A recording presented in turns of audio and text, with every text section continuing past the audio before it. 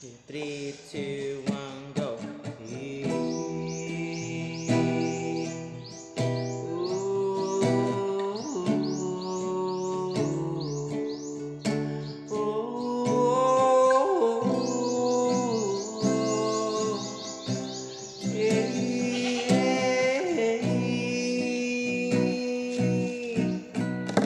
Kayo po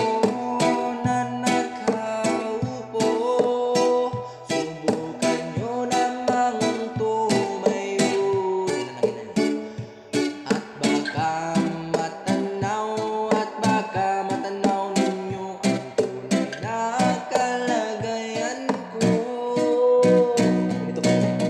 tao po nandiyan po ba kayo sa loob ng malaking bayat, malawak na bakuran, mataas na pader, pinapaligiran, nakabilang mga mamahaling sasakyan, mga bantay na laging bulong na bulong, wala namang kasabero, marami yan nakabaro, lumakas man ang ulan ay walang bulis ang bubong, mga plato yung kutsara na hindi kilala ang tutong at ang kanin ay sinuti ng gatos na nasa kahulog kahit na hindi pasko, sa labis ay mayangon na sarap sigurong manirahan sa bahay na ganyan, sabi pa nila dito mo rin matatagpuan ang tao na nagmamayari ng isang upuan, pag may pagkakatao'y pinag-aagawan, kaya naman hindi niya pinagkakwalan, kung makikita ko lamang siya ay aking sisigawan.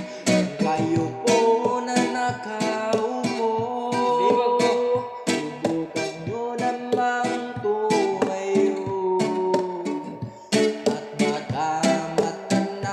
At baka matanaw ninyo ang tunay na kalagayan ko.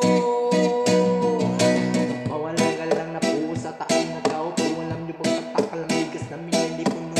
ng bahay namin ay pinagtapit-taping ngero sa gabi, sobrang init na tumutunaw na hilo na di kayo pilino, pinagay sa inumin, pinako ng tubig sa lumuntak ko ng huling labit lamang ang panggatong na inano lamang sa estero na nagsisilbing sinasawa, magayamin pa niya ang laking na yung may kemanan sa kaldero, nagamit lapag ng aking namay, suminimit, kulang na kulang pa rin, ulam na tuyo kasi nagsigwita piso sa magkap